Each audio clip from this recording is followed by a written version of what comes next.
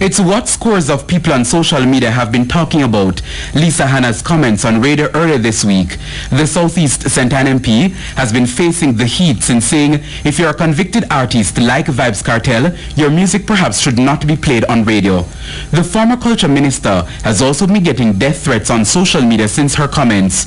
Some of the comments are too violent to be repeated, but George on Facebook said, "Lisa, stay off Kartel career, you're too bad man. Go style up Jamaica system before you seek fame from Kartel."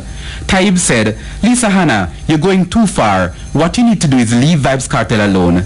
Khalil on Twitter said, "I can't believe Lisa Hanna would go after Vybz Kartel. He's like the Beyonce of Jamaica."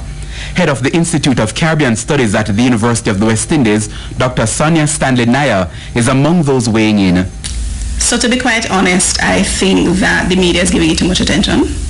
I think that the prevailing comments in the media, if we were to break them down, there would be three major things. One is her comment, the reaction to her comment, and the way in which those reactions tell us about some of the social ills, in fact.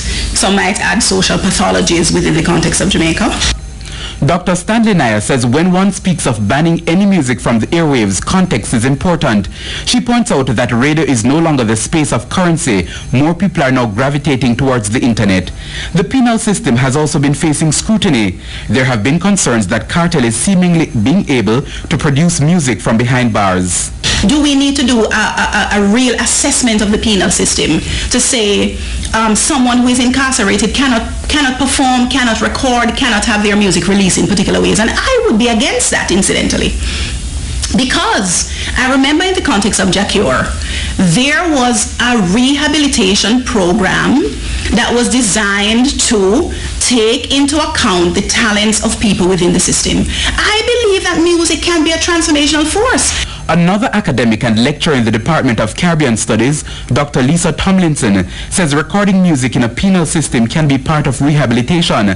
But does it matter the type of lyrics? So we have to think about, look at it from a holistic perspective. Are all the lyrics violent? And if so, I don't think it's even fair to be zooming in on 2 or 3 lyrics that might just be violent. It's not to condone violence, but we have to be realistic here in terms of what we're talking about, violent lyrics. I'm not a Kartel fan. I haven't been listening to all of his lyrics. However, I don't see his lyrics any differently from artists who are outside singing, the same genre of music. Vashon Brown, TVJ News.